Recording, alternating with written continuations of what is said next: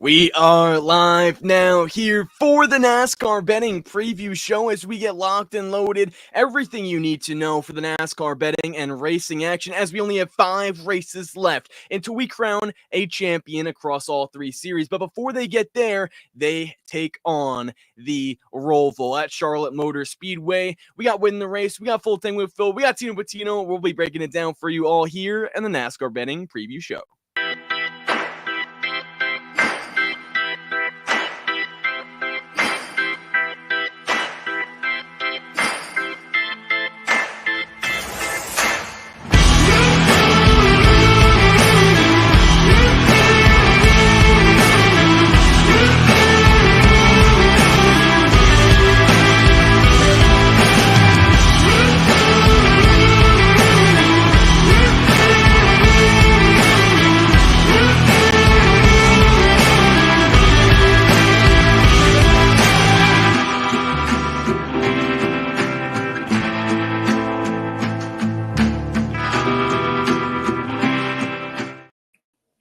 Welcome into the NASCAR Betting Preview Show. I'm your host, Tino Patino, joined by Win the Race with Ryan and Full Tank with Phil. And we got the usual crew back, ready to roll for this weekend at the ROVAL. Ready to roll for the ROVAL. Guys, how you doing? How's it been? How you feeling leading up to this one? Phil, we'll start with you. Had a nice little vacation, I hope, last week. Got away, a little traveling time with the family. That's always great to see. But how did the bets pan out for Talladega with you there? Did you get lucky with a little Chevy, a little Ricky Stenhouse Jr.? Talk to us here. And as we get going now through the show. Well, Tino, I appreciate it. It's great to be back. First of all, we're going to get to see my heart ripped out live as the Phillies are about to lose to the Mets and get knocked out. So I'm putting on a good face here, boys. So this is going to be really difficult for me to power through here. And Brian's already chirping me. Yeah. So Mets are a team of destiny. I can't even argue it. It sucks to be on the other side of it. Last week, I watched this show and saw myself getting chirped from a distance. So now I'm back with a fucking vengeance. I am ready to go. I was watching that in an airport and I was like, these motherfuckers. So with the Phillies and that, I am fired up. Came out of Talladega, half unit up. I had Ricky Stenhouse for part of my shotgun unit, 10th of unit. So that helped out a little bit. So yeah, let's turn it around and we'll get to some more, predictable betting, I guess you could say, for the ROVAL.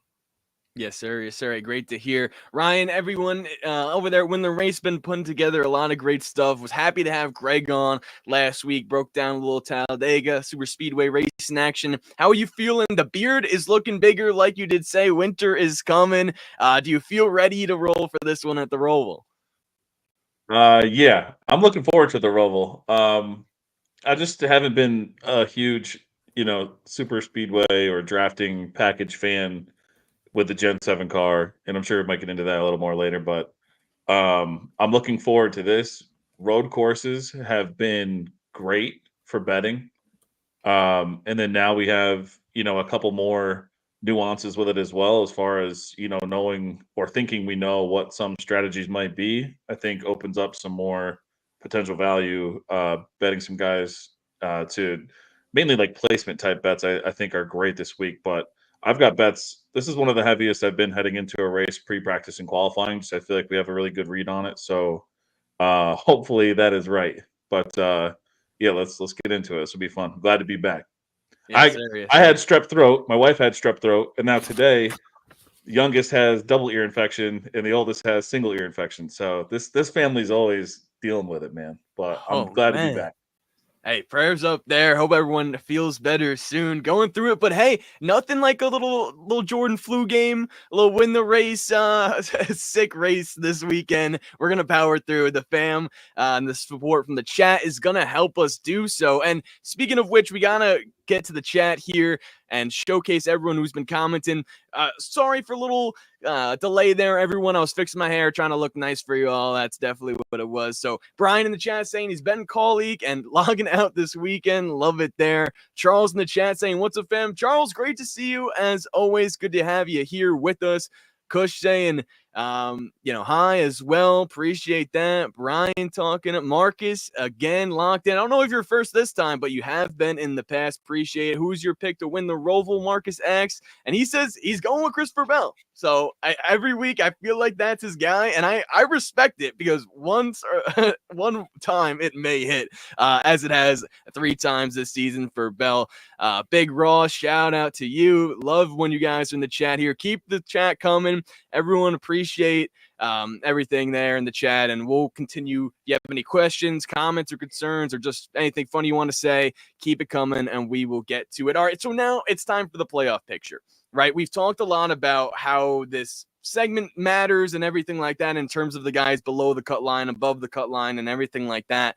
But to me, I think this is one that I'll start off with here because I'm looking at a driver above the playoff cut line at the name of Christopher Bell. The reason is he's plus 57 to the good. And I think when we look at the playoff picture, a lot of people want to look at the guys below the cut line going into the Roval this weekend. Rightfully so, right? Joey Logano, Daniel Suarez, Austin Cindric, Chase Briscoe.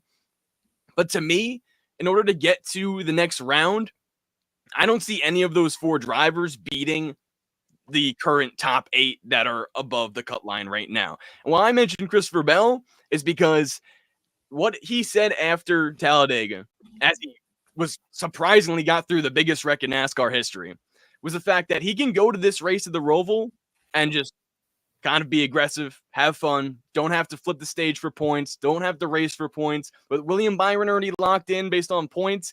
I think Bell has to finish, he can finish 11th or worse. Or 11th rather, or better, to then lock himself in. And I think with that being said, we see a lot of stage racing and points racing at these road courses. And that's something that I don't really like because then it skews watching these playoff drivers rise to the top. I think we can see the 24 car and the 20 car race as hard as they can to get a win in this one. And that's why I like the position Christopher Bell is in right now for the playoff picture. Phil, when you look at any of these guys, it could be, like I said, it could be like a favorite like Bell or Byron or someone below the cut line. Or, we can also factor in some championship odds with this as well. Is there a certain driver you have your eye on in the NASCAR playoffs right now as we go from the round of 12 to the round of 8? So I'll say, something I said on the podcast this week, which was like, this is the softest round of 12 we've ever had. Like these guys who are currently above the cut line, that's exactly where they should be. The fact that they all made it out pretty much unscathed from Talladega, miraculous. So they just go out and run their race and they're in the round of 8, which is going to be super entertaining for us. If that is the case, somebody I think to keep your eyes on, we talked about it last year. If you look at the current top 8, that would make Ryan Blaney the only Penske guy surviving and the only Ford driver surviving. And to get all those resources, we saw what it did for him last year. It was like a rocket ship. So keep your eyes on Ryan Blaney. He's plus 750. He's just got to go out and run his race. It was last year the first time that he was the only Penske car to be left in the playoffs, and they were able to make that work. So, that to me is super intriguing. Last year, we kind of lucked out because they gave Blaney a penalty and they dropped the odds to like plus 3,500, jumped on it, and then they retracted the penalty. So we got a little lucky there. But plus 750, with all those resources, Ford included, I think that's going to be somebody to watch for. Awesome. Love it. And I think that's a major call out too with the value that was there, right? With where we could see a driver have a bad round. Maybe he's the 8th driver, in the playoff standings heading into the round of 8. And that value for the championship odds could be big. Ryan, what do you think in playoff driver that has your attention right now? Well, real quick, did you guys see the photo of what the standings were at lap 185 before the big wreck? I think Cindric was number 1. Yes, he was leading the race. Yeah. How crazy is that? Now he goes to 11th. I mean, crazy. Brutal beat. I wasn't, entirely thrilled he was in the playoffs to begin with, but that is a brutal beat for that kid. So I feel for him there. And he was running a great race. But they want to throw Talladega in the playoffs for that reason. So they got what they wanted. I agree with everything you said with Blaney. I think it is kind of funny how it shook out here with how good, Reddick and Elliott are on roads. So it's like it kind of takes away I think it takes away the battle. They should be able to race and grab a ton of points in the first couple stages, or even have a chance to win if they can race through the field at the end. I mean, it kind of sucks for the four guys on the bubble here, because the two guys that you're closest to catching are great in this track type. So I don't know if I'm really looking at anyone in particular here. I did bet Denny to win everything before the year. Then we saw what Christopher Bell did at Phoenix. So I don't know, man. I think Bell's in a great spot. Yeah, Christopher Bell has my attention right now, especially with the tracks we're going to. And I think this is a perfect segue to the rapid fire segment here. Nothing major, but I want to continue to highlight these playoff drivers right now, because as things stand, right, it's Logano, Suarez, Cindric, Briscoe out after this round. After this race, rather. I don't think that we can see any of those bottom four guys if everything unless there's some crazy crash or something happens. Like, I think this top 8 of drivers that are currently in the top 8 are the best. Top 8 will be the best top 8 that we have potentially ever seen.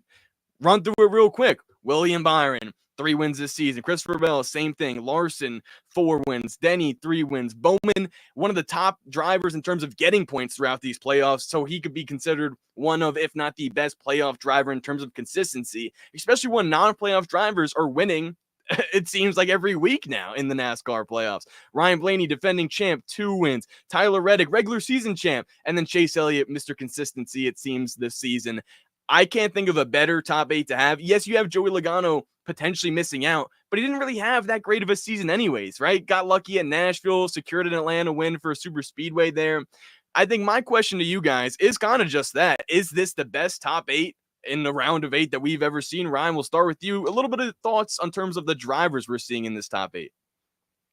Yeah, I think in terms of the drivers and the strength of the teams, for sure. But the other thing is, when you look at you look at that group of drivers, and I think what proves that is, if you look at the remaining races, you take those 8 and you look at Las Vegas. If any of them won Las Vegas, you're not really surprised. And then after that, you head to Homestead. And granted, there's some drivers that are definitely better at Homestead than others, but half the field, half those 8, if they won, I'm not really surprised. And then you go to Martinsville, completely different style race, and you have quite a few guys in there who specialize in that, short flat track package. So it's like, I think it could be, if not the most talented field ever of 8, it might be the most exciting to watch the battles throughout. So I hope these 8 get through, and I look forward to watching the round of 8. Yes, sir. Hey, Phil, what about you in terms of this? I think I'll change the question here for you. If there is a driver that sneaks into the round of 8 and, that is below the cut line right now, which one would you choose out of the current 4 that are below the cut line? Brian said in the chat, Logano. First of all, he doesn't have to win, because if somebody else runs into some trouble towards the other side of the cut line, then I think he could just run a solid race and sneak in. And, that wouldn't be shocking at all if he were to, snake his way in. So, yeah, I mean, I'll tell you, to kind of play off of that, though, something I was looking at earlier today, if you do get those 8 guys, or, somebody flips out for Logano, say you swap like Chase or somebody for Logano, it still is very difficult to predict who the final 4 is. And one of the sites had to make the championship 4 or not make the championship 4. And you could say yes, no. And because it's so difficult, I was looking at plus 150 no for Denny Hamlin, just because he's just so snake bit. And there's just so many other guys who are just performing really well. So that's just something that I was kind of contemplating earlier. I didn't take the bet, but since we're talking about this very solid top 8, and it's tough to kind of put your finger on who would step up, that's one that kind of stood out. It was interesting to see who had plus money for no. You know what I mean? Yeah. And hey, I mean, that Denny price, honestly, that'd be something I'd take right now with where his head is at. I don't know if we want to get into any lawsuit action or anything like that, but it is the fact of the matter, right? It is going on. It is something he's thinking about. He had the quote the other day, he's not mentally there and everything like that. So because of this, we could potentially see that go through for Denny Hamlin there. Last question on the rider fade or the rapid fire segment here for you guys. In terms of non-playoff drivers winning, right? I remember we talked about this before the playoffs started and everything like that, or won the playoff the week of, and seeing how many it has been so far, right? Chris Buescher, Ross Chastain, Ricky Stenhouse Jr. That's 3 out of the last 5 races, 5 races to go. How many more win in terms of non-playoff drivers getting it done? Or more specifically at the Roval, Phil, do you think we see another non-playoff driver sweep the round of 12? Yes, I do. Because if I'm looking at it, you got the SVG, AJ, and you got Ty Gibbs. I mean, those 3 I think are very, very capable of getting it done as a non-playoff driver. And then, I don't know if I'll talk about it tonight, but like Chastain's been pretty solid on road courses this year. Like he could sneak somebody. And then you got Chris Buescher again, who's got like amazing numbers. So yeah, if it's going to happen, it's going to happen at this race. And then after that, it's going to be all playoff drivers. Nice.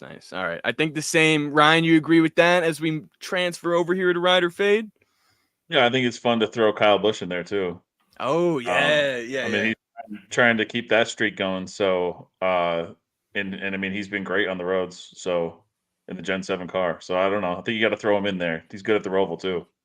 Yep. Brian calling him out as well. Don't forget Buescher, McDowell, Ross, Kyle Busch. Definitely, hey, Kyle Busch has been there these past few weeks, and I can see it happening, just like how he did a couple years back when his last, couple rides with JGR winning at Texas. I feel like I can see the same sort of thing playing out for Kyle Busch in these last few races here. But all right, now it's time to talk some betting. We got the playoff landscape under our wing now. We're going into the Roval. Ride or fade. Ryan, we'll start with you here in this one. Couple of matchups you like in this one for us for the Roval. What are you riding? What are you fading? Time to find out. What do you got for us?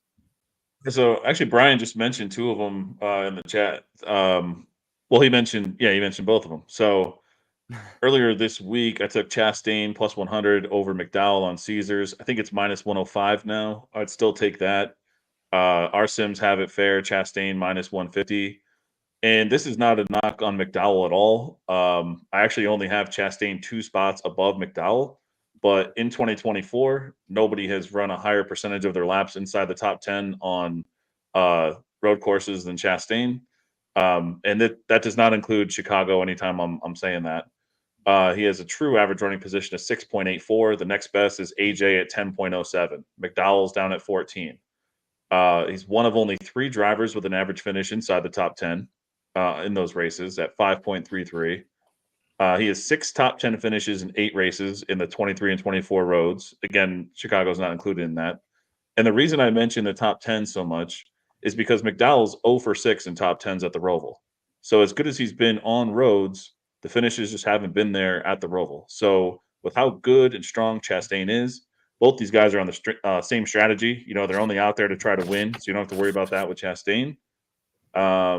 Yeah, I don't know. Give me Chastain, and the Sims had it fair at minus 150, so I'll take the minus 105. Okay, I like that there. I think I'm riding it. Phil, what do you think? And also gotta just chime in and say I'm sorry to say that your Phillies there are unfortunately it's over.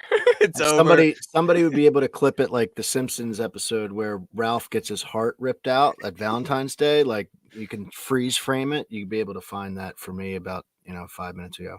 Yeah. But yeah, I appreciate the condolences. Yeah, of course. Am I riding with this? I am riding with this. I was planning on talking about Chastain for a top 10 at plus 120. And for all those reasons, plus, I'll add this season, he's second in speed rating. And this is including Chicago, where he didn't really perform all that well.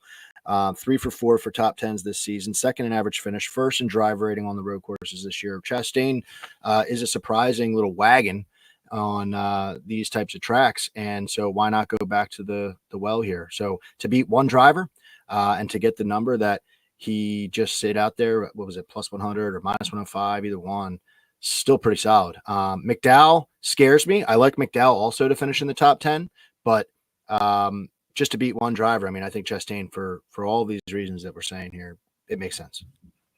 For sure. Chastain, I think we're going Chastain heavy, and something that Big Ross also said in the chat is Chastain might be a lead blocker for Suarez as for all it is football season.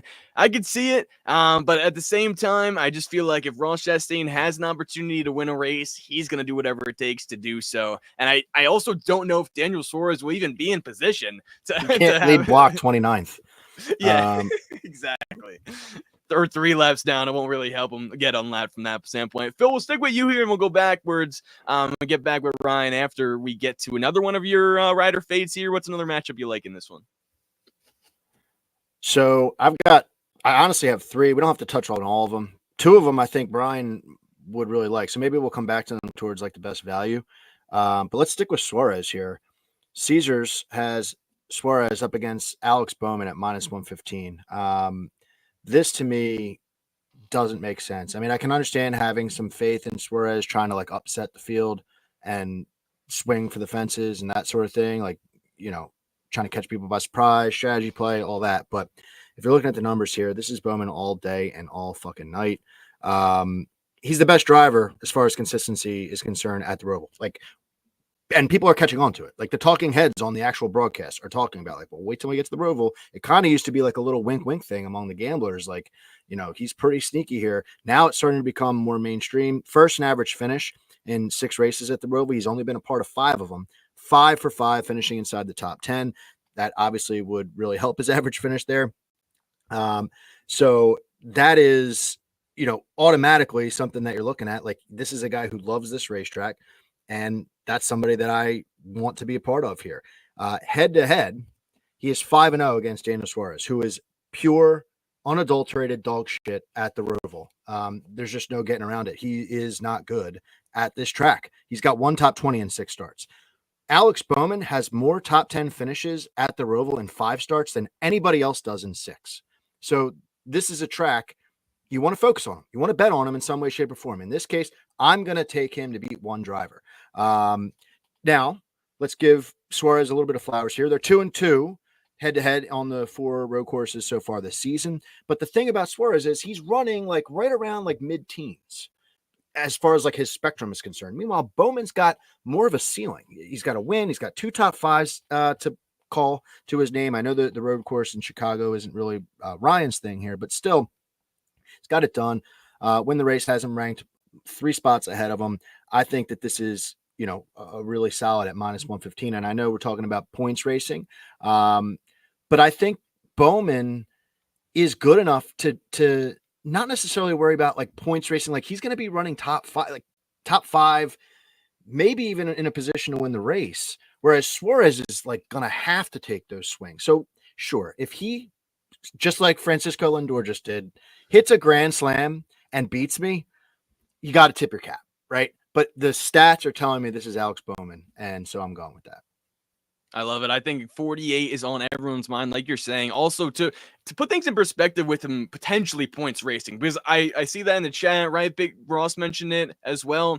I think it's something that is important to know because, hey, that we've seen that sort of bite us in the butt at times with these non-playoff drivers being able to capitalize, flipping the stages and whatnot for the guys that are racing for points. Alex Bowman is 5th in the current playoff standings. Plus 26 from the cut line. So to Phil's point, if he just goes out and runs his average day at the Roval, which is a top 10 day, he won't have to even think about points with him being plus 26 to the good right now. So I think that's something to consider as well. With where he's at, I think there's other drivers like Reddick, like Elliott, plus 13, plus 14, that will have to drastically race for points in order to not get involved in anything else, or at least to try to. So I think Bowman there, putting things in perspective with where his points are at.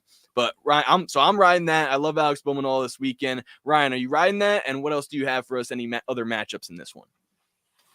It's not that I'm not riding it. I'm not fading it. I think I'm just not going to bet it only for the simple fact that we don't know what Bowman's going to do, and we don't know if Suarez gets lucky on some sort of home run call to try and swing and get track position or something, just because that's the only way they might, advance to the next round. I don't know. I just stayed away from it. But I mean, and keep in mind too, if anyone's looking at the Sim Center doesn't take into account any of these scenarios. It's just strictly, numbers based. So it's not it's not running the sims as if people are going to points race. So based on just the numbers, yeah, Bowman we have fair at like minus 167 in this matchup. It's not close. So yes, if they go out there and Bowman realizes he's safe, and even after practice and qualifying, they might have a different plan. I don't know if they qualify much better. Even if he took stage points, he is better. He could pass him. I just stayed away. But if I had to ride or fade, I would ride strictly based on all the numbers and the skill level at this track. Awesome. All right, good to know. And Phil's awesome breakdown too. I mean, he sold me for sure. I appreciate it. That's what it is. And he does that after the Phillies loss. I mean, man, you are I'm trying to change, where my mind is at. So you're you putting guys the face on, like you said. You're a true man. Therapy session. I appreciate it. Yep. But all right. So any other Phil, you had another you mentioned. We'll save that for the best values. So now it's time to go on to the position props. Checking in with the chat as well before we do so. I wanted to highlight what Brian was saying here. Excuse me. Favorite matchups this week are fading Elliott and Reddick, and Denny, who will take points knowing he stands no chance to win. Agree there. I feel like that's sort of been Denny's MO lately and everything like that. Emerald City Racing saying he went wild with parlays. Well, let's see it. Let us know in the chat what you're going with. Put down some of the combos and for the parlays you're talking about. We'd love to highlight them for you here. Give any input if you need. So awesome to hear that. Love a good parlay Sunday or anything like that, whether it's football, NASCAR, anything in between. Brian also saying a lot will depend on when the pit cycle starts as well, like we saw last year where Bell was able to flip the stage and still score points in stage one. 100% agree with that. Pit crews are also going to be crucial in this one, too. I don't want to go to a road course and have a poor pit crew. Something we've seen with Denny Hamlin, at least in these playoffs, when they would come in and just continue to lose spots. All right, so now it's time for position props. What do you guys have in this one that we can look towards? Whether it's the top 3, top 5, top 10, or anything else market-wise. Phil, we'll start with you here in this one. Where are your eyes sort of going first in this one? Yeah, I'll keep it relatively quick for me, since I do ramble. But I was going to call out Chastain at plus 120 for a top 10. So I stand by that. But we already talked about him earlier. So I'll switch to somebody that it's not going to be a surprise to anyone. But I'm giving myself 4 extra spots. And this is for AJ Allmendinger, top 5. I know a lot of people are having him and SVG up there with a chance to win, which I agree with. I think he's going to bring it. But I like just giving some insurance here in case he comes up just short, because there are some guys in the field that could beat him, and I don't want to be upset about it. Plus 155 on Bet Rivers is the number here. And I don't think this audience, I'm going to be telling you anything you don't already know. Like, this is a racetrack where he has been very good. Of the 9 Chevy victories between Xfinity and Cup, he's won 5 of them. Pretty crazy. 4 in Xfinity, 1 last year. Back-to-back top 5s in his Cup Series starts here. So just really solid stuff. And, this season, just pulling it up here because I can't understand my handwriting. 6 speed ranking at COTA, 8th at Sonoma. He had a really bad Watkins-Glen race. And I think I was on him at Watkins Glen or part of the Chevy gang at Watkins Glen. And I think there's part of you that is just like, all right, let's turn it around, if you're him. And I think we said it before, the end of the season is where he gives you that lasting taste of AJ Allmendinger being good on the road courses. And then you're thinking about it all winter. This is the race. So top 5 plus 155, I'm into it. Yeah, I love that for the dinger there. And he has this crazy stat at this racetrack as well, like that he just has always won here at the Roval, whether it's whether with Xfinity and Cup combined, I feel like it's like over 5 wins already with this track and with AJ dominating there. Ryan, for you, are you sticking with the top 5 or are you going elsewhere for a position prop in this one? I like just hammering Ty Gibbs' top 10 numbers, which range from minus 125 to minus 150, or that's as far. They range further than that, worse than that, but I wouldn't go, minus 125, whatever you're able to get down, and then minus 150. And I say that because the minus 125 is at Rivers. They're odd sometimes with how they deal with things, and that's nicely put. And then minus 150 other places we still have as fair, when we simmed it out. But we talk about the guys who are just coming here to win the race. They don't care about stage points. They don't care about any of that shit. They're just here to go out, and especially this kid trying to get his first Cup Series win. I think he's going to be coming in hot here. Um, and he has one run here with JGR. His first run wasn't great. That was like when he just came to the next gen 7 car with 2311. Wasn't great, but he wasn't great really anywhere that year. And I think we saw a big step in the right direction when he went to JGR and took over there. And he has one run here with JGR. He started 10th, finished 4th. I think we could see something just like that this weekend. I don't see why starting 10th and finishing 4th would be anywhere out of the question. The last Xfinity race he ran here, he was only beaten by AJ Allmendinger, who Phil just mentioned. So, I think those two are great here. In 2024 road courses without Chicago, the true average run position, I mentioned Chastain earlier. Well, the two guys behind him, AJ, who Phil just mentioned, and Ty Gibbs, who I'm mentioning now. So that's your top 3 in true average running position in the 3 road course races we raced this season. He's 8th in my pre-practice qualifying rank, so that's top 10. Like I said, when we simmed it out, we had a fair at minus 150. That doesn't take any strategy into account. So I think if it took strategy into account, that minus 150 would be minus 200, something even better. So, I'm fine up to minus 150, and I would just hammer it. I think bad luck is the only way he doesn't come down with a top 10 here. Okay, I like it there. You guys are locked and loaded in terms of thinking of guys and mentioning guys and having guys come through that have been in the past for the Roval. Going to the chat here real quick, seeing Brian Smith saying Chastain over Hamlin, and Brian then following up with that minus 130 price is crazy. Big Raw supporting the play there. And then we got Emerald City Racing saying a little bit back to the parlay action. So let's see what he's got. Tame ones, Larson to win, SVG top 3. A wild one, which would be Byron Royal win, so Roval win, SVG top 3, Buescher top 5, and Bell to win the championship. And then he's also, so I like that one there. I honestly could see it with William Byron, SVG top 3, Buescher top 5. Jeez, what are the odds on that one? Because I like that play there. And then you got another one, 2-pick for Smith and Logano top 10, Dillon and LaJoie top 10. Love it there. Keep them flying. Hey, love the odds on those. Probably some high ones there for you. Sean McBride saying Tino is the Rizzler, the Riz face. Yes, sir. So appreciate everyone in the chat. Keep it coming here. One thing that I wanted to mention, this one could also be a shout out to Sean McBride as well, because his favorite driver is Joey Logano. And that's a driver I'm looking at not to get a win in this one, not to even finish top 5, but to finish top 10 at plus 175.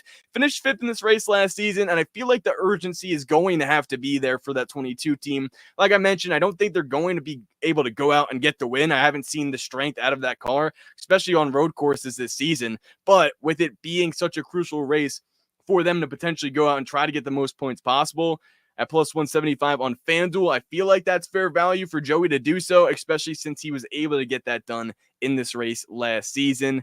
Emerald also coming back with the odds there for the parlay. He's 37-1 there. Love it as well. And Charles saying McDowell top 5 at plus 250. And Phil, I'm going to throw that one over to you. What do you think about Charles's play here, potentially for Michael McDowell to finish inside the top 5 at plus 250? I like McDowell to finish in the top 10 this week at minus 125. To finish top 5, I mean, the number's good. I think it's a little bit better actually on FanDuel. I think I saw like plus 260 or plus 280, if I can read the number correctly. But you're asking a guy to finish top 5 at a track where he's never finished inside of 12th. So that's what scares me a little bit about the McDowell play, but you're doing it because of the value. You're looking for some longer odds. So that's the reason to do it. You only have Bovada in Georgia. Understood. Totally get that. I was just in South Carolina, and that's all I had. So yeah, I mean, look, I think McDowell is good. I know we were talking about Chastain over him, but he had a rough coda this year. Other than coda, he has been very strong. Super strong. His average finish is 13.3 this year, and that's with a 39th place finish at Coda. Other than that, a second place, a fifth place, a seventh place. Speed ranking is pretty good. You finished second at, or he had a speed ranking of second at Sonoma, fourth at Watkins Glen, where we just were a month ago. So 3 straight top 10s. So he could probably flirt with a top 5. It depends on your, I don't know, your moxie as a gambler. Do you want to be more conservative? You want to take a risk? To me, I'm a little bit more conservative. I like to give myself those 5 extra spots, especially for someone who you're kind of asking a lot to do. But I don't hate the play if you believe in McDowell, you know. All right. Good insight there. Before we get back to your guys' position props and plays and everything in between, want to answer one more question in the chat as of now. And guys, if you have any more questions or plays, feel free to continue to comment them. Brian saying not showing value, but Bubba top 10 is plus 650. And he talks a little bit about Bovada and everything like that. Ryan, that's going to be my question to you. Is Bubba for top 10 at plus 650 value according to Win the Race? Let me go to it and find out right now. Let's see. Bubba. Nope, we'd have it between 10 and 11 to 1. So, for sure. Well, Brian thought so as well, but elaborate a little bit more on that as you were about to. well, I'll just wasn't really elaboration. I was gonna say I'm out. No, thank you. Perfect. Not interested. Yeah, there's not really like hard hitting analysis there. I just don't like Bubba here. Point blank. Period. All right. Well, hey, there you go. Sounds good to me. And now, any more prop plays for you in this one? We talked about top 10s, top 5s as well. What else you guys got on the board? Ryan, we'll start with you. Stay with you here in this one in terms of any more position props you got. Yeah, I took the Chastain top 10 when that was 120. I have multiple Gibbs top 10 bets. I mean that's my favorite one by far that I already mentioned, and then took the AJ at 155 top 5 as well that Phil mentioned. So that's where I'm sitting as far as placement plays go right now. Love it there. Emerald City Racing also saying, probably missed it, but Briscoe top forward plus 900. I haven't seen any of the top forward bets myself personally, but I feel like that's, you know, as Phil kind of talked about it before, if you want to be conservative, you want to be aggressive, I feel like this is a play where you could potentially put a small number of units down on to feel good about going aggressive for Briscoe in that sense. I don't think necessarily this is his type of track at the Roval. I haven't seen Briscoe do anything strong here when we have been here, but at the same time, he's been clutch before in the past in terms of winning at Darlington, but that track is more type of his style. So I would say that number is fair. Ryan, do you have any insight from Win the Race about Briscoe top forward? Our Sims aren't going to like that. I know that. We're probably about double that. But I would say, like, you know, he was pretty trash at Watkins Glen for a couple years in a row. And then we go there, and he was freaking awesome there last time out. So he's just a total wild card. I mean, if you like, I would say it's more of like a fan-friendly bet, a beer drinking bet. If you're going to throw it down to have some fun, bet the 9 to 1 and root for Briscoe all day, that'd probably be pretty fun to do as a fan of racing. But there's nothing analytical I could give you to support spending money on that. All right, hey, sounds good there. And now this is a good one I see in the chat from Big Ross. Martin Truex Jr. top 10 at plus 200. And he follows it up with saying he is a broken man, because we all are when we bet on Martin Truex Jr. this season. So Phil may have the answer, as he said, he can give a Truex bet. So Phil, I'm all ears, because I would love to win. It's his final season, 5 races left. I want to win some money on Martin Truex Jr. this weekend. How can we do that?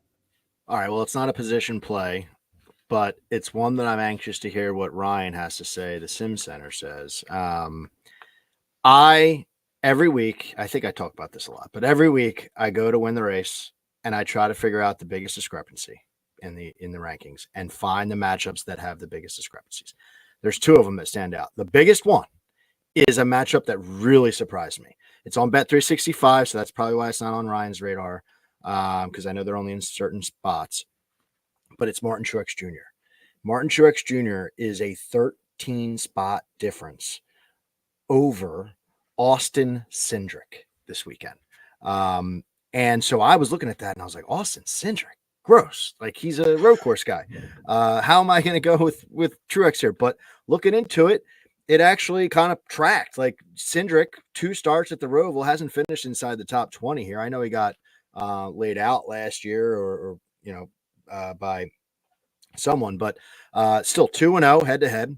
And Martin Truex Jr., he's just kind of like slow and steady, like 15.7 average finish with 2 top 10s, 5 out of 6 top 20s. So like when we're lowering the bar here a little bit, top 20s aren't bad. And 2024, Cindric has, slightly stronger finishes, but here's the catch. Okay. The finishes that he's gotten, you kind of can describe these as a little bit lucky. When you're looking at the raw speed, the speed rankings for all 4 of the races that we've been to this year, Cindric is dog shit. He's just at raw speed 22nd in the sport, whereas Truex is 14th, including 3 top 10 speed rankings of the 4 tracks that we've been to.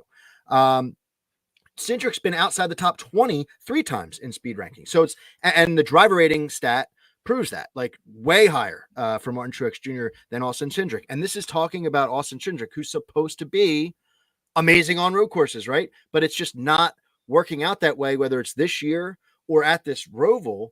So that was like, wow, okay, win the race, let's ride. So it's minus 115, even odds on Bet365. So, Ryan, I don't know if you could tell me what the Sim Center says here, but I'd have to imagine it's going to favor Truex. Yeah, it really should. I think that I love this bet. Yeah, it's got minus 264 is fair. Holy mackerel! It's not even close. Wow. So the thing about Truex is like everyone's like, well, he finished 20th last year. It's like, yeah, because you know what he did? He finished stage 1 and 4th and stage 2 and 8th, so he could move on to the next round in Las Vegas. So that was the plan. There is no plan like that right now. I mean, right now this man is trying to win a race. So I don't know, man. I love that bet. Too bad I can't get 365 here. That kind of sucks. But for everyone that can, go get it.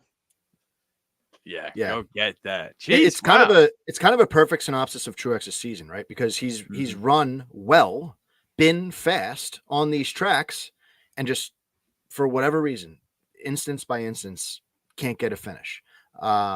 So we'll see. Sometimes the luck. I mean, he's due for some positive regression there. And what I think proves that he can run well here is that he did I think he qualified here 11th last year and then was able to grab those stage points each time. I mean, he can run top 10. Do you think Cindric can? I don't know. I mean, he hasn't really shown it. So Cindric's going to be pressing.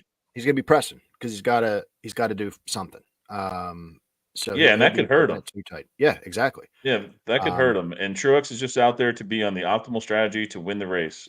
So, as team win the race, I'd have to go with Truex here. And that number is silly, especially according to the Sims. So yeah, I would take that if you have 365. Awesome. That's the one of the best parts about this show and Win the Race.info, I feel like, is having the ability to have a play in mind, like Phil said, talk about it, elaborate, get to the nitty gritty, and then what does a Simpsoner have to say? Bang, backs us up even more. So everyone, if you can, go get that number there, like Phil was saying, and everything like that. One thing I did want to go to the chat before we potentially move on was from Rob. Rob saying Bell minus 130 over McDowell at Bet365. We're talking about him again. And that plus 250 for a top 5 is as cheap as his win price and dipping fast toward 1,000 around the board. Definitely agree with top 5 and the win as well, as we'll get to, I'm sure, in some outright bets as well. But Phil, what do you think about Christopher Bell over Michael McDowell in this one? You kind of were talking about McDowell before at this track. So to kind of confirm your thoughts there, would Bell be a bet you would potentially play at minus 130 though too? Yeah, I mean, I didn't do a ton of research into Christopher Bell for the bets that I was kind of honing in on. But that's not because I don't think Christopher Bell is going to be good this weekend. So, yeah, I'd be very interested in Christopher Bell. I mean, McDowell's scary. So if you're on that bet, it's because you're kind of leaning on the fact that McDowell just hasn't been good here.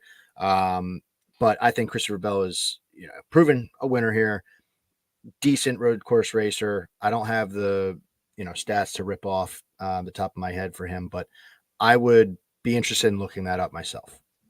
I will give you some stats here for Bell. In the last 3 years, which are the years that he has been with JGR, he's finished 8th, 1st, and 15th. But that 15th place finish last year came from a 5th place stage 1 finish and a 2nd place stage 2 finish after leading 9 laps. So Christopher Bell has been strong on the Roval. I believe you also said Michael McDowell hasn't finished better than 12th at this track. So to me, based off that alone, seeing Bell's stats compare, Bell's worst finish with JGR is 15th, and that came from a little weird or wonky strategy at the end as he finished 5th and 2nd in the first 2 stages. So I think hopefully that could answer your question there, Rob, or prove your analysis even further. Do we have any more position props on the board for us in this one before we get into some outright winners, fellas? No, I'll just say that Truex top 10 did that does have value in the Sim Center as well. And Bell does too, but Bell is interesting to me because while he should be safe, he's not necessarily locked in. But he is, but like we just all figure that he is. So I mean there would have to be just an absolute disaster go wrong here for him to not make it. But I don't know, man. Like anyone where like Byron to me is the only one without a question at all. So I just worry about taking anything on Bell. But that would definitely be value. I mean, I'd have Bell. I think Bell was like minus 167 fair over McDowell. So I just want to mention that too. Yeah, for sure, for sure. And I think I'm glad you did mention that because to me, I'm going to bring it up first here. When I'm looking at this board on the Action Network specifically, I'm seeing Christopher Bell plus 1,600, so 16-1 on Bet Rivers to win this race outright. I find myself in a similar situation as most weeks when I'm looking at Christopher Bell specifically. He started 4th, 8th, and 2nd in the last 3 races at this track. 2nd being the one from last year. And that's a prime position when you want to be at a road course in terms of, track position and strategy and everything like that can come into play. With him potentially being aggressive in this race, I think that 16-1 number could be cut down and be some of the most closing line value we see on the board in this one this week. I think same could be said potentially for Buescher and Elliott, but for me, Bell is the driver that I'm looking at right now that I honestly will bet on before practice and qualifying because I'm trying to capitalize on that closing line value. So Ryan, you just mentioned your thoughts on Christopher Bell there a little bit before we got into this outright winner segment, but Phil, is that something you'd be willing to take? And who are your thoughts on someone else to win this race outright? Yeah, like I said, I mean, Christopher Bell, I'm liking everything that I'm seeing so far. I mean, closing line value, he's going to be starting up front. I mean, last 3 races at the Roval, 4th, 8th, and 2nd starting position. So he's going to be starting up there. So 16-1 could disappear pretty quick if he started on the front row, for example. And I'll keep it quick because another closing line value type of guy is somebody that Ryan mentioned for a top 10, but Ty Gibbs is 14-1. So I'm throwing a sprinkle on him, and for all the reasons Ryan said, but I think Gibbs, everything that Ryan said makes sense to kind of land him in the top 10, but I really do think that he has a chance to win this race. I mean, he has 2 separate races this year where his speed ranking was 3rd on the road courses. Or excuse me. And actually, I think I got that wrong. 2 third place finishes, and he's actually 3rd in the speed ranking altogether. So this is a driver that could easily jump up and spoil this party here.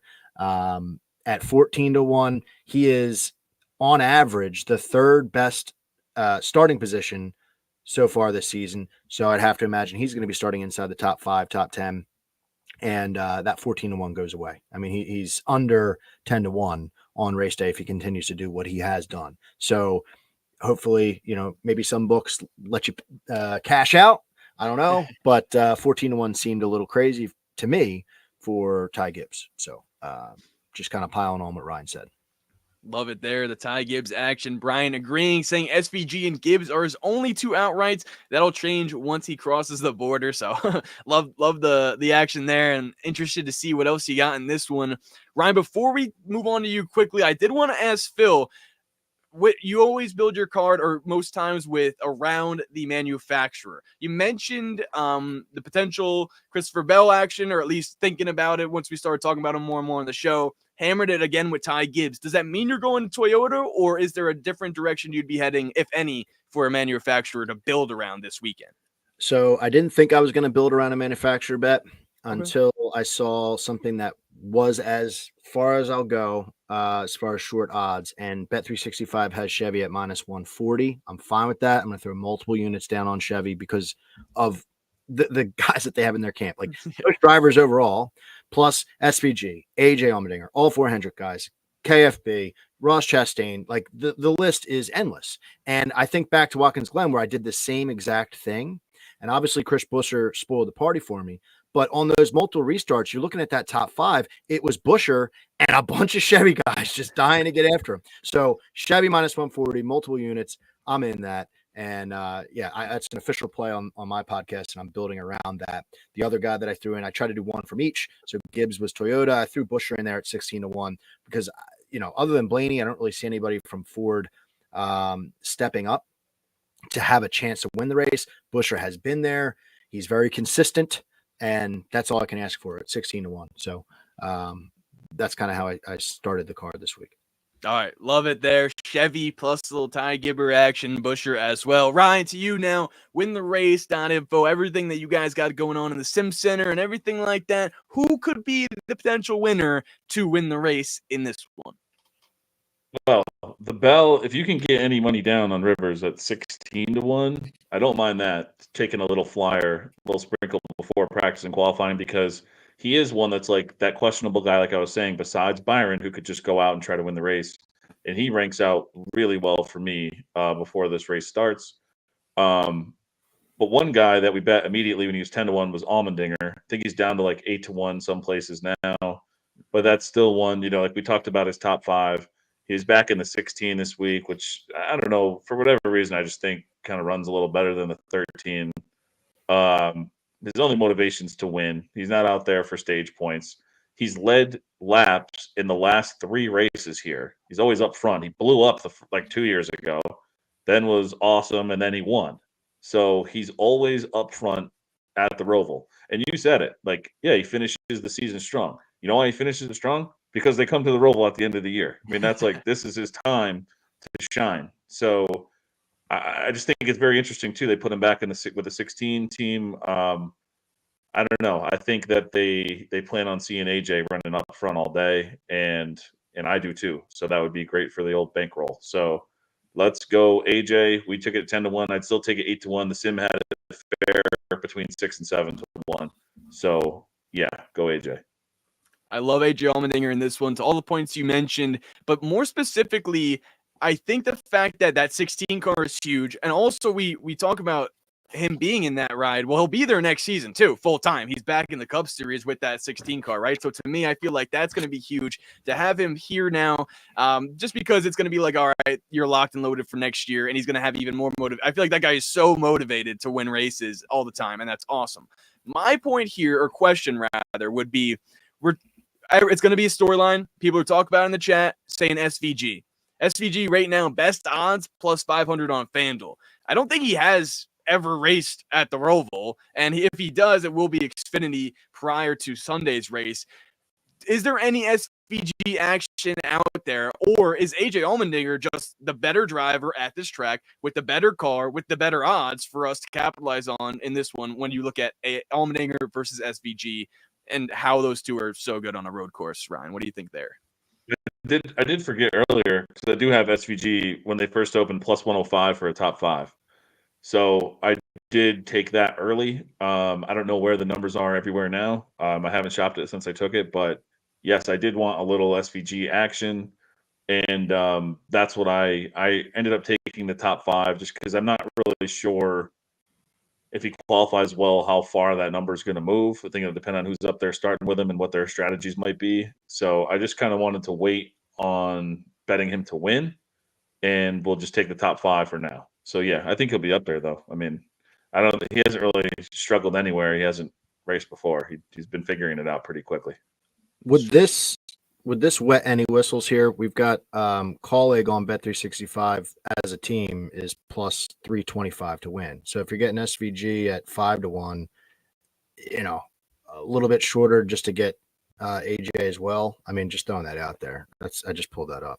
That seems pretty interesting to me. Hendrick is the. I thought about that team last week. I was shorter. wondering because when Ricky Stenhouse won, I was like, man, I would bet they're one of the two that always do it had JTG at a higher number than Ricky for people who bet Ricky because they always do that dumb shit. So, yeah, it's always good looking at those teams. That's a good call.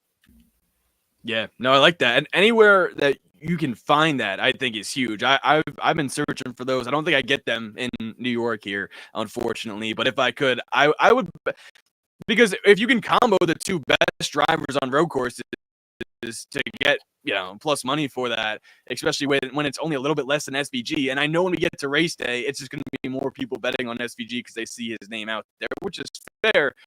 It would be a great price. So we're thinking SVG a little bit, but mostly AJ Allmendinger, mostly Ty Gibbs, Christopher Bell, a little Chris Buescher, and some Chevy action. Any more outright winners for you guys in this one? I feel like that pretty much covers it from that standpoint. Chad, if you guys have any outright winners you want us to know about, comment down below who you think is going to win the race. Brian also saying he had not bet SVG, he would have fired on that Colleague. Had he not bet on SVG, he would have fired on that Colleague. Like, definitely fair there. And that's what we like to hear as well. Now we get to the best values to round out the show. So if you guys have any best values in the chat, let us know. We'll get to them. Any questions, we'll get to them as we round out the show here. Phil, we'll get to you now, as I believe we're getting back to that matchup that you alluded to earlier on in the show for some best value. Look, I know I'm long-winded. I know we're past 9 o'clock. I got 2 bets to throw your way, okay? The first one is on Caesars. It's still the same price as it was. This is a prop, okay? So bear with me. Drivers to lead a lap. 6.5 is the line. Get the fuck out of here. Minus 120. Over. 5 of the 6 races were over. This line should be 7.5, 8.5. Last year it was 6. Okay. It's the only time it was ever under 6.5. Other than that, 8, 10, 11, 9, 8. Like, then you factor in the drivers that we're talking about who have the potential to kind of shoot for these home runs. They're going to try to stay out, get the stage points. Then the stuff's going to flip. We're going to see this over. This is, to me, a lock, and I rarely say that. Now, I want to throw another head-to-head matchup out there to you, and I think Ryan might like this one as well, because I mentioned the 13-spot difference for Truex. How about a 12-spot difference? And this, again, is minus 115 apiece for Austin Dillon over Eric Jones. If you want a back marker play, if you want a reason to follow the pylon on USA Network this weekend, here's your bet. I said on the podcast, I don't think I've hit on Eric Jones all year.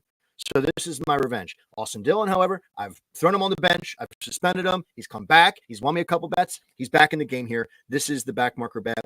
He is, let's see, trying to find my situation here. So far this season, he is 3-1 head-to-head on these road courses, 4-2 against Eric Jones at the Roval specifically. Similar average finishes at the Roval, but this season, I mean, he's better at getting bad finishes than Eric Jones, essentially is what it comes down to. Speed ranking, it's 30th to 35th. But if you're looking at the last 10 races, Austin Dillon has 4 top 20s. Again, we're lowering the bar. Eric Jones only has 1 top 20 in the last 10 road course races. Unbelievable. Like to be that, incompetent. And then in the last 3 Roval races, we're seeing improvement here from Austin Dillon. 3 straight top 15 finishes at the Roval. So at minus 115 apiece, to see them 12 spots difference on win the race, plus, just overarching better than Jones. There's not one stat I can point to say, like, here's why Eric Jones should be even with Austin Dillon at minus 115 apiece. That's on Bet365. So that was the last head-to-head I want to throw out there. I was going to say, where is that one? Let me guess. Bet365. Jerks. It's that one we have fair minus 180 Austin Dillon side. So yeah, not close. So love that one. Love the Truex one you found. Those are great. Yeah, you're in your bag this show, Phil. I'm honestly, it's a Phil masterclass with this one and all the values and the good bets and prompts and matchups. It's you got win the going. race too. I mean, like me, going to the books, like got to sign up for win the race. Thank you. Yes, sir. Yes, sir. Speaking of which, any best values you got for us, Ryan, to close things down? Yeah, here? I'll keep it quick too. Chris Buescher, top Ford, plus 225 is out there at Rivers, 210 other places. Sim Center would have that fair at plus 165 right now.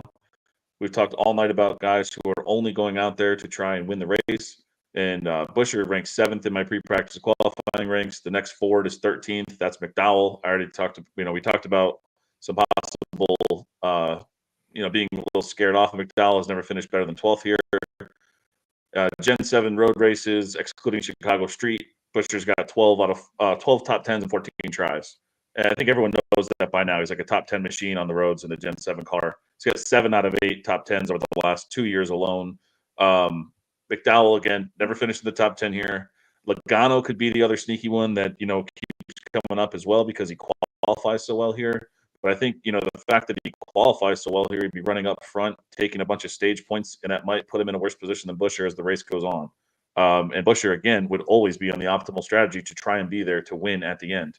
We just saw what he could do to one of the best road course racers there is. That was an amazing, amazing finish. I hope he doesn't, have a little Super Bowl hangover after that, amazing road course performance. That was one of the coolest endings ever. But he's always been rock solid on roads in the Gen 7 car. Give me Buescher, top Ford. I don't really see anyone outside of McDowell or Logano that I'm scared of. Blaney used to be good here, but that was before the Gen 7 car. And again, he might just be racing for some stage points. So, yeah, I don't know. Give me Buescher, top Ford, plus 225. Love it. And I love the fact that, to echo what Brian is saying here in the chat, that Buescher's just bad at qualifying here, so the number could go higher, a little bit float there, especially with Team Penske and those other, even Team Penske front row guys being better on Saturdays usually. One thing I'll also note is at Watkins Glen specifically, the furthest starting point of a winner ever was 24th, nailed by Chris Buescher in that race earlier a couple weeks ago because of the fact that they were just able to power through the field and win that race. There was not a winner that had started that deep in the field. So if he does qualify poorly at this track, we've seen him do it before at another road course and still go out and get the win. So speaking of win, Ryan, wintherace.info. That's where you guys got to go. I'll save him the trouble of saying it. That's where you guys got to go. It's been such a great show with the chat and everything like that. Phil, where can people find you at so far for this weekend? Yeah, give me a follow at Full Tank Phil, Instagram and Twitter, and give the podcast a look. Talked about a lot of these same bets we talked about tonight, just maybe in a little bit more detail. And yeah, Full Tank Phil's the name of the podcast. So let me know what you got. Love to check out other people's slips and tail them. So hope everyone has a good final race to this round, and we'll be locked in. We'll be locked in. That's exactly right. I'm your host, Tino Patino. You can follow me on social media at Tino, Pattigno. Hear me on SiriusXM NASCAR Radio as I give my best bets, which is pretty much a summary of everything we talked about on this show. Get winners. Connect with you guys in the chat and continue just to keep winning on more and more and ultimately have a grand finale for the championship race, which is in 5 races. It's crazy to say how fast this season has gone by, but we'll see you guys right here next week for the NASCAR Betting Preview Show. Have a great one. Best of luck to everyone out there, and we'll see you guys next time.